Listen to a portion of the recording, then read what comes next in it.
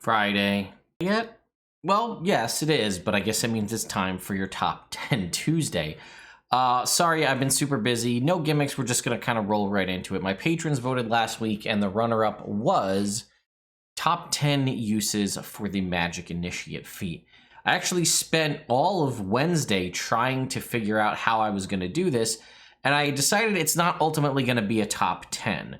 Basically, what I'm going to give you is, I guess it's the top 6.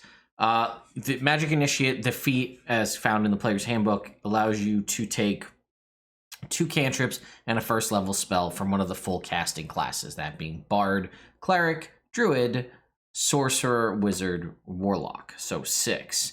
I'm going to give you, ranked in order, which ones I think are the most useful, which, class to choose from. And then in that section, I will tell you why what spells I think are the best options for that, what cantrips and what first level spells. We're going to be using all the way up to and including Tasha's Cauldron of Everything.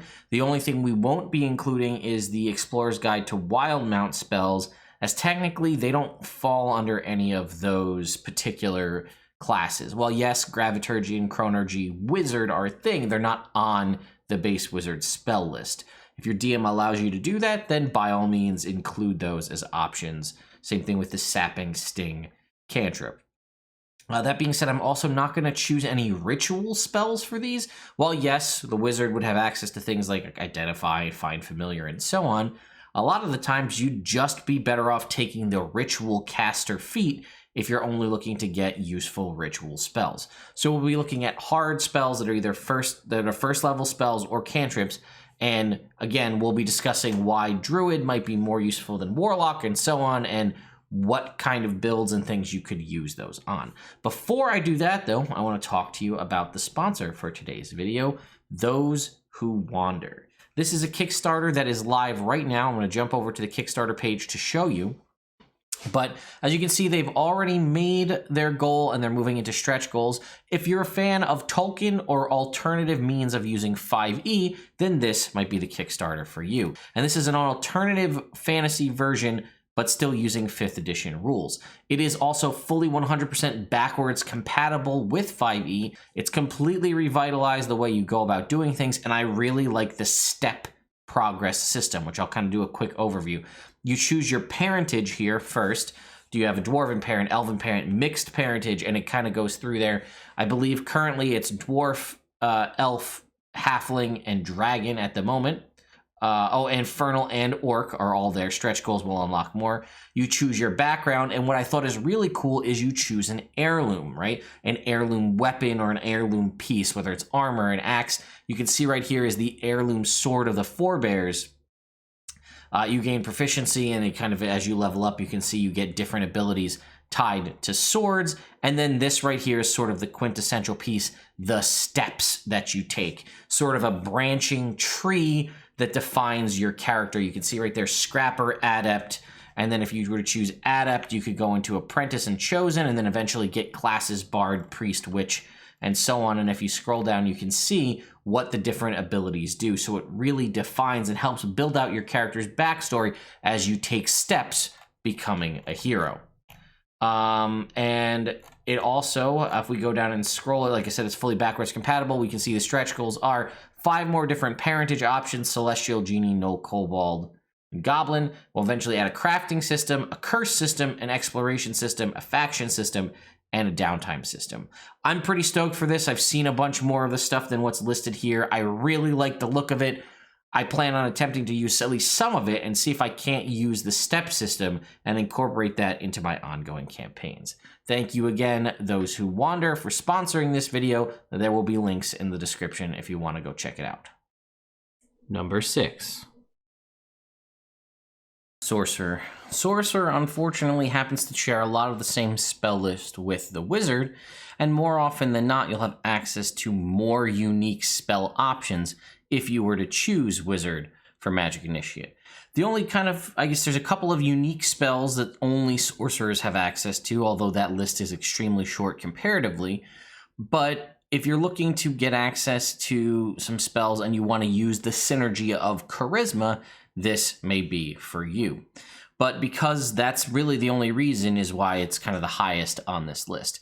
You're pretty much going to get access to just about every single cantrip out there. Great uses for this would be taking things like Green Flame Blade or Booming Blade. One benefit of something like Booming Blade, for example, is it has absolutely zero tie to your charisma modifier. Most of everything involved with that spell is tied to the attack roll itself. So whether it uses strength or dexterity for attack and damage is based on whatever kind of weapon you're using. Now, Green Flame Blade does have a slightly different thing where the damage that jumps from the fire is technically tied to the casting stat, so that's something to consider. This could also be, again, an option for you to take non-kind of reliant on casting stat cantrips, things like Prestidigitation, Message, Mending, Light, Mage Hand, all of these Minor Illusion has some degree of it, but a lot of these all have, options you could take that don't associate with charisma at all. But again, if that's the case, I probably wouldn't choose Sorcerer as my example. This is a nice way for certain charisma-based classes to get access to, so let's say you're a Bard or a Warlock. I guess probably more specifically a Bard. You're using charisma for your spells, but you don't really have any long-range attacking cantrips. Well, now you do. You really are limited to 1 or 2 offensive cantrips. This gives you the whole gamut, and they tie to charisma. This is also a way for you to get the spell Mind Sliver. There's not a lot of classes that get access to this. I think this is, once again, Sorcerer, Wizard, Warlock. This is a really nice debuff spell. It does psychic damage, which is highly, or not very easily resisted, has a decent range, and again, it can synergize well with other abilities that you may have. So again, those are some reasons you may want to consider Sorcerer. And then as far as what spells you might take, probably any of the standard ones are good. I would say Chaos Bolt, I think, is the only sorcerer-specific spell. So if you really want to tap into what it means to be a sorcerer, Chaos Bolt's the only option you have. Otherwise, good standard options that are always good no matter which way you can get them. Absorb Elements for a little bit of defensive buffs and resistance to elemental damage. Disguise Self is another really good one because it's a non-concentration. It's not something you're going to need all the time, but you'll never be upset that you have access to it. Again, the Comprehend Languages, Detect Magic seem kind of a waste as they're ritual spells, and you wouldn't get access to that. You could use the Distort Value spell, which is not a bad one, coming from the Acquisitions Incorporated book. Again, it's kind of very specific use, but it could be useful to you. False Life is never a bad one to have if you had to have one for free, a little bit of extra survivability. Once again, same thing with Featherfall, not something you're going to use all the time, but it's going to be useful when you need it. Magic Missile, it's a one-time use, but it's always going to hit, so that's guaranteed damage. Mage Armor, again, Mage Armor is once, and it lasts, in one action, it lasts for 8 hours. Potentially, when you choose to cast this, if you were to get Mage Armor, this may be something you can just consistently rely on every day for the large portion of the day, and it just comes from, your Magic Initiate feat. Another obviously great one is Shield. You will never be sad to add +5 to your AC, and also the fact that it takes a hit and possibly turns it into a miss means you'll never misuse that Shield spell, and you can only use that to your advantage. And then I'd say the last one here is probably Sleep, because again, Sleep is non-typed damage. It's just 5d8, and again, the unfortunate side with Sleep is it gets very outclassed later on in the game, but early on, it's super powerful. Number 5. Bard. Well, this was kind of a hard toss-up between the two. Bard has a lot less variety in the cantrip side, but they have a lot more access to interesting first-level spells that are unique to the Bard, as well as a couple unique cantrips, too. Sorcerers have a lot more versatility, but they pretty much share almost the entire list with Wizard, and depending on, again, what ones you're going to choose, what casting stat you're using, it may differ here. So, again, you have your options of your sort of utility cantrips in Mage Hand, Mending, Message, Prestidigitation, but you have the fan favorite Vicious Mockery access here as well. This is a 60-foot range. I always think it's interesting if you were to take this on, say, a Paladin and have Vicious Mockery as a Paladin just because of the interesting juxtaposition. But once again, if you were a Paladin, you could have also taken Sorcerer from the last one and gotten more long-range attack rolls rather than being limited to saving throws only. But Vicious Mockery giving disadvantage on the next attack roll while also dealing, again, the unlikely resisted psychic damage is pretty great. And if we were to go down and look at our first level spells, you have access to healing. That's big, right? Healing is always useful. You have access to both Cure Wounds and Healing Word. Healing Word is a bonus action, so anybody that you happen to have this on, a quick bonus action heal can be the difference between life and death in a combat by bringing an ally from several failed death saving throws back to consciousness.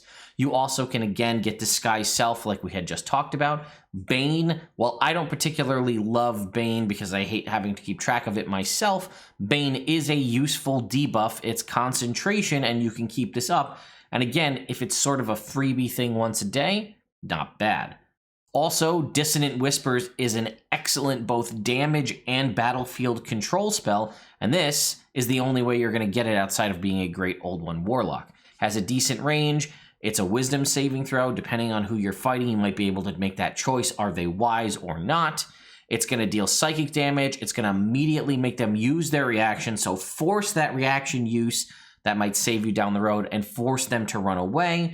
As such, this can trigger attacks of opportunity, but they still need to continue moving away as far as possible.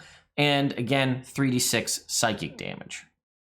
We check just what else is on this list here. Again, we have access to things like Distort Value. Fairy Fire, great spell for providing potential advantage for your allies. We already talked about Featherfall once before, and we mentioned Healing Word. We also have access to Hideous Laughter. I believe I don't actually know. I don't think the Sorcerer has access to Hideous Laughter, another great debuff spell to kind of temporarily knock someone out of the combat as they're busy rolling around the ground with fits of laughter. I said I wasn't going to deal with ritual spells, and I don't plan to, but Identify is useful. We still have, again, Sleep, another one accessed here. And I think that's pretty much it. Long Strider, while it does increase your movement speed, again, that's a 1 hour. I don't know if this list shows what was contained, the extra spells from Tasha's Cauldron of Everything. I think it does. But yeah, the reason that the Bard gets a little bit higher than the Sorcerer is access to healing and a little bit more interesting, potentially useful utility spells. And again, things that even if you only have them once a day, like I said, a Healing Word once a day, never going to be a bad thing. Number 4. Cleric. And part of the reason we're putting Cleric on this list is just my personal bias to enjoying attacking-based cantrips.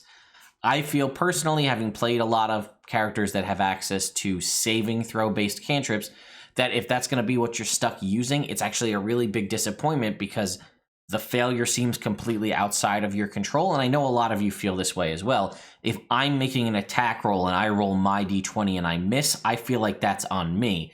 If the DM has to roll to make the saving throw, I feel like the kind of fate is out of my hands, and that bugs me. And there's also no opportunity for the big damage rolls with the crits. That being said, you do have access to, in my opinion, the best spell in the game in Guidance. If you're going to take Magic Initiate Cleric, you have to take Guidance. There is no question. Guidance is what you take. Also, this is a wisdom-based class now. We've moved away from charisma going to wisdom. So you're going to get access to, this is synergizing well with, again, wisdom saving throws, with perception checks, and so on. Sacred Flame is kind of going to be one of your only damage spells, although with recent additions from Xanathar's, we do have Toll the Dead. Toll the Dead is a very nice spell because it deals necrotic damage, again, not super resisted, and it has that nice ability, if they're damaged, to go from a D8 to a D12. If I'm going to choose a damaging cantrip at this point, probably Toll the Dead's going to be mine, whereas for years, the only option was Sacred Flame, and that was a dexterity saving throw. And while avoiding cover is nice, I find that part of Sacred Flame is very limited in its use. Spare the Dying has its ability, but if you have access to healing, like you can get through the first level spell from a Cleric, Spare the Dying kind of loses its luster. So we had Bane we talked about with the Bard. I'm going to go in favor of Bless, which I prefer more. Again, it is 1 minute. It's going to hit 3 characters, and it's going to provide them that D4 to attack rolls and saving throws. That is going to be a big one that can be a game changer in a combat. And again, this is a thing you sort of have for free. Do not underestimate the power of the command spell as well. It can basically shut down a target depending on what you're having it do with your one-word command. Very useful. Again, being once a long rest, still going to be useful. But again, I think something that's going to persist or have more of a lasting effect might be more important. We have, once again, Cure Wounds and Healing Word on here. Don't also underestimate Guiding Bolt, right? Guiding Bolt is 4d6 radiant damage, probably one of the least resisted types outside of celestial creatures. It has a 120-foot range, so it's a long-distance move. It has the ability to crit because it's an attack roll, and it has that nice part where if you hit someone, the next attack roll against them has advantage. Once again, even if it is only a once per long rest, pulling out a Guiding Bolt does feel good. We also have Inflict Wounds. I'm not a huge fan of Inflict Wounds myself, but I know a lot of people like it. It is kind of a touch-based spell, a melee spell attack rather, but it is 3d10 necrotic damage. It also has the ability to crit, and critting with 6d10 necrotic damage could easily down early level creatures. Protection from Good and Evil, also again a super useful spell. Can get you out of a lot of bad situations. It's also 10 minutes, so it might last combat to combat depending on the scenario you're in. And once again, useful if you need it. And then I don't particularly love Sanctuary, but it is a bonus action and it has long-lasting effects depending on how you use it in the combat.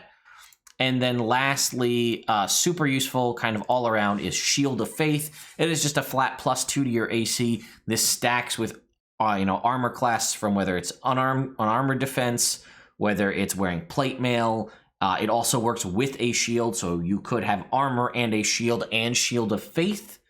And again, if you happen to also have access to the shield spell, you can really just stack that shields to boost that AC.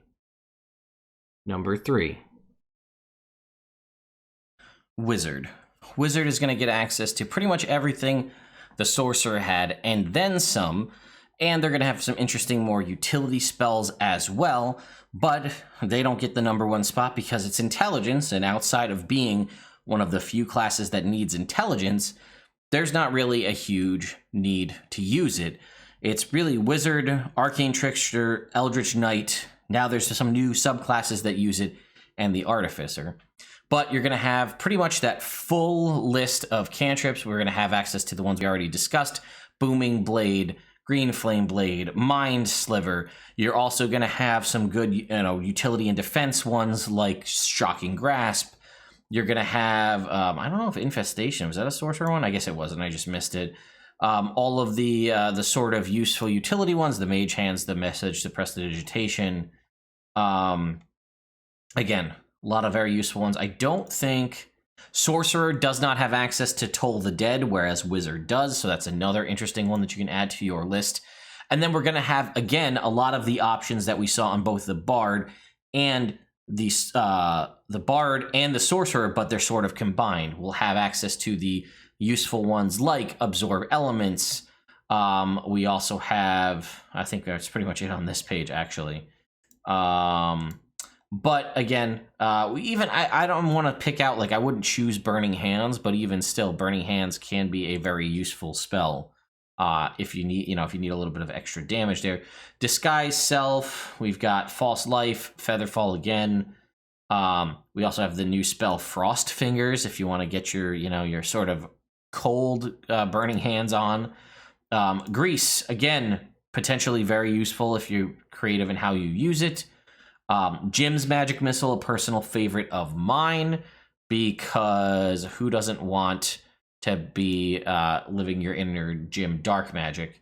Once again, we also have, Jump, Longstrider, Mage Armor, good useful ones. Regular Magic Missile, Protection from evil and good is also not on a sorcerer spell list or the bard spell list, but it is accessible rather through the wizard. Shield, as I already stated, and sleep. But we also have access to Tasha's Hideous Laughter here, so that's going to be our Hideous Laughter, depending on how you want to reference it. So that's a good shutdown one as well to help, lock an opponent in place. And I think that that's pretty much it. So again, because we get sort of a combination of some of the different spells, Wizard, I think, is a little bit better than Sorcerer, but it also uses Intelligence. So you could arguably swap Sorcerer and Wizard on this list, because if Intelligence isn't important to you, then, like most players in the game, I feel like, unless you're a specific class, you can probably toss this one out. Number 2. Druid. Similar to Cleric, this is also going to be a Wisdom-based one, which has a lot of benefits because we're synergizing with a bunch of really important things like Wisdom saving throws, perception checks, and so on. But you're going to get access to a bunch of really good stuff here. So similar to Cleric, you're going to have access to one of the best spells in the whole game, which is Guidance. You're also going to have access to more attacking-based cantrips and damaging-based cantrips, also in a variety of different damage types. Whereas we saw with our Cleric, we really just had Toll the Dead and Sacred Flame, minus a couple others.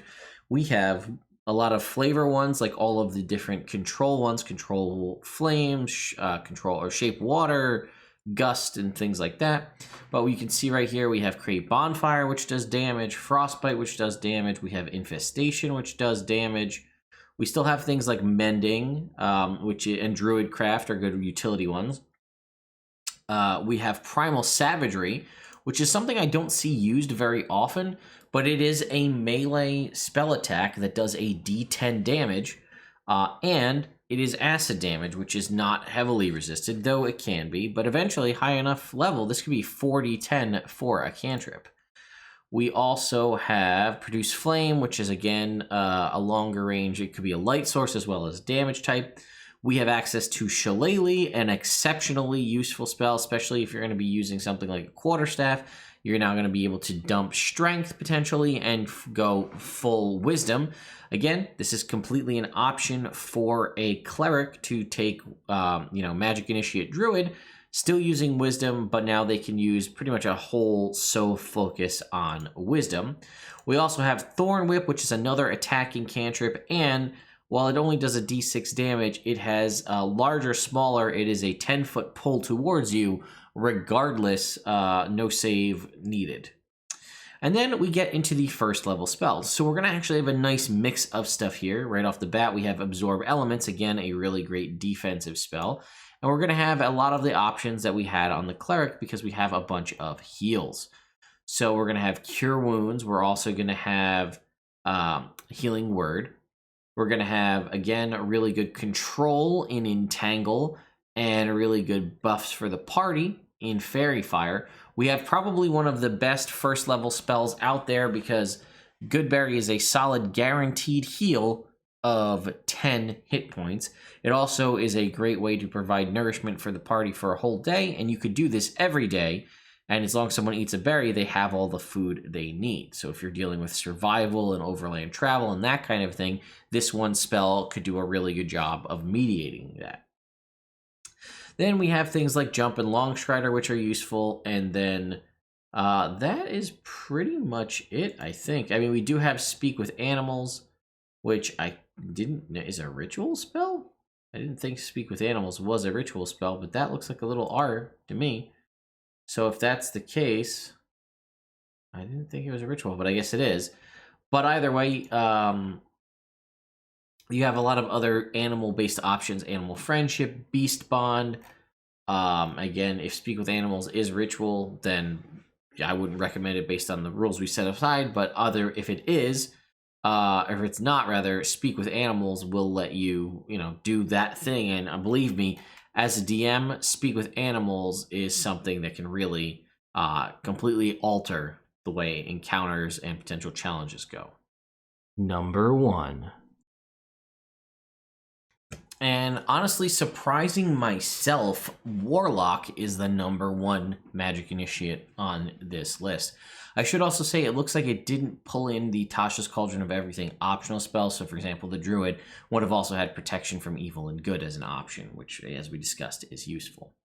But Druid is charisma, Druid. Warlock is a charisma-based caster, and part of the reason because that, again, makes it very useful because of the sheer amount of charisma-based casters in the game, right? You could use this as an option to expand a little bit and get a couple extra spells or cantrips as a Warlock, but if you are a Sorcerer, a Bard, or a Paladin, you can use this to get access to synergistic magic using the same casting stat, as well as access to some pretty awesome spells.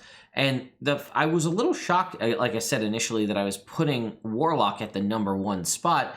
But, obviously we'll talk about Eldritch Blast, because how can we not? But the more I thought about it, there's access to quite a few interesting things here that are very useful, even if they're only limited to once a day. Or on the cantrip side, we are going to have the attacking cantrips in Booming Blade and Green Flame Blade, which I have discussed are super useful all the time. We have Chill Touch, which is, I feel like, a pretty underrated spell. It's pretty useful. It does necrotic damage. It's got a long range, and it shuts down natural healing. We obviously have Eldritch Blast, the best cantrip, or I guess the second best cantrip in the game, the best attacking cantrip, in that you are going to have 120-foot range. You are going to have a D10 in force damage, which again, not easily resisted. And as you level up and get more uses or higher levels as your cantrip scale, rather than dealing extra damage with the initial hit like every other cantrip, Eldritch Blast does multiple blasts, allowing you to target multiple creatures, as well as potential options for more crits and more, consistent damage. The only downside is you will more than likely not have Agonizing Blast if you're using Eldritch, Magic Initiate Warlock. However, even without Agonizing Blast, a 120-foot range attack that can potentially do up to 4 is pretty useful. Again, I think it's really great on a Paladin, as Paladins don't really have a good range option. This would supplement that. We also are going to have, again, all of these sort of utility ones in the Mage Hand, Prestidigitation, Minor Illusion. We're also going to have access to Mind Sliver, that new spell. It's a really good debuff. Let's see. We also have access to Toll the Dead, which we've already discussed is a very useful one as well. I thought they got Primal Savagery as well, but I guess not. And then as far as our first level spells, we have some very good Warlock-specific first level spells. So right out the gate, we have Armor of Agathys. While Armor of Agathys is beneficial the higher levels you can cast it at, you can cast it at first level once a day. It does last for an hour with non-concentration. It's going to give you 5 temporary hit points to help protect you. It's also going to deal retributive damage, cold damage to anyone who hits you. Yes, it's only 5 hit points, 5 temporary hit points and 5 hit points of damage, but at low levels, and even to some degree at high levels, this can be extremely useful and is something to never shy away from. Now, Arms of Hadar is another Warlock-specific one. I don't think this one's that great, just because I always forget what it does. It is a 10-foot range around you, a strength saving throw, or necrotic damage, and they can't take reactions until its next turn. So that one's okay. It's unique, and it's an option, but I think there's better ones to use. We have, again, Distort Value, we've discussed. We have Hellish Rebuke, which is a very useful spell. It is, again, a reactionary retributive spell. Someone hits or damages you, and as long as they're within 60 feet, you can force them to make a dexterity saving throw or take 2d10 fire damage, and it does half on a success. So it's going to be them taking damage regardless, unless they happen to be immune to fire. And again, this is early on. 2d10 fire damage at lower levels could do a ridiculous amount, but 2d10 fire damage, no matter what, could be very useful. There are creatures that are vulnerable to fire damage, and again, it's retributive, so that's nice. But probably the real winner when it comes to spells for the Warlock, your first level spell, is probably surprising no one, Hex. If you know anything about Hex, it's got a 90-foot range, it lasts concentration for a minute, and it is also a bonus action to cast. And then anytime Let's see, it says, until the spell ends, you deal an extra 1d6 necrotic damage when you hit with an attack. The fact that it's a bonus action is exceptionally useful. It's also necrotic damage, as I said. And honestly, you can get a pretty nice synergy just using the spells that you get from Magic Initiate Warlock. You can cast Hex as a bonus action first, and then follow that up with the Eldritch Blast you get from this, dealing a d10 per hit. Eldritch Blast that hits a d10 plus a d6. Yes, that may not have the benefit of adding Charisma modifier like an Agonizing Blast would, but a d10 plus a d6, potentially up to 4 times on a single turn, pretty solid. And reminder that Hex is concentration, so after that first time casting it, you can choose to free up your bonus action after the fact. You also, if it drops on somebody and there's multiple enemies in the combat, you can use your bonus action, as long as there are still enemies to choose, to transfer your Hex to someone else so that you can continue to use it. So even like where other situations where a potential concentration spell might end early and then it drops and then you don't have access to this spell again until the next day, this has the opportunity to jump and transfer over. So again, Hex also works when you hit with an attack. So you could use Hex as a bonus action, and then if you have physical attacks, attack with a sword or whatever. Say you're a paladin, you could be dealing extra damage on top of smites. And again, these, because of the fact that it's a d6 on an attack roll, if you were to crit, and let's go back to our Eldritch Blast example, you cast Hex as a bonus action, and then you Eldritch Blast as an action. If you happen to crit on that, you're going to be dealing 2d10 plus 2d6 damage for a single attack. And again, depending on the level, you may have 4 of those in the tank. This is pretty useful. I think Hex is probably one of the better calls, although again, I could see options for taking Armor of Agathis or Hellish Rebuke, but I think Hex is the clear winner here just because of the additional damage output it allows, and the versatility that it doesn't have to just be with a spell. It can be with any kind of attack, spell, ranged. That's something else. It's spells, ranged, or melee, right? You can cast Hex on someone out to 90 feet and then shoot them with a longbow and they take the extra damage. So it has benefits. And the other part about it with Hex, Hex doesn't actually need Charisma to be useful. You could be a person with 0, with a 8 Charisma, and Hex does just the same amount of damage, regardless of whether you have an 8 Charisma or a 20. So again, that obviously wouldn't be too great depending on what the cantrips you took, but you could take more utility cantrips if you were going for just Hex. And again, for a concentration up to 1 hour spell, as long as you can shift the focus of it to someone else, you can do a lot of damage in an hour, especially if you're able to keep transferring your Hex around. And that continued output damage is nothing to scoff at. So there you go, folks. That is my top, 6, or really ranked in order of usefulness or I don't know, power of the uses and the classes for Magic Initiate. Obviously, Artificer has the Artificer Initiate feat, which separates it out since that came after the fact, so that doesn't seem to get any updates, or we won't get updates to Magic Initiate in the future. Let me know what you think. This one was a little tricky again, because I was trying to think of you could take this spell or this thing, but I think going class by class worked out well. I also think this video we kind of got the information out there quick, and we're able to wrap it up relatively expediently. So thank you again to those who wander for sponsoring this video. Once again, there will be a link in the description if you'd like to go check out the Kickstarter for yourself. It is, again, been successfully funded. So we're in stretch goal mode now. So once again, thank you to them for sponsoring this video. Thank you to my patrons over on Patreon for continuing to sponsor me and patronize me, I guess, as it were, and the channel. And I will see you all next time.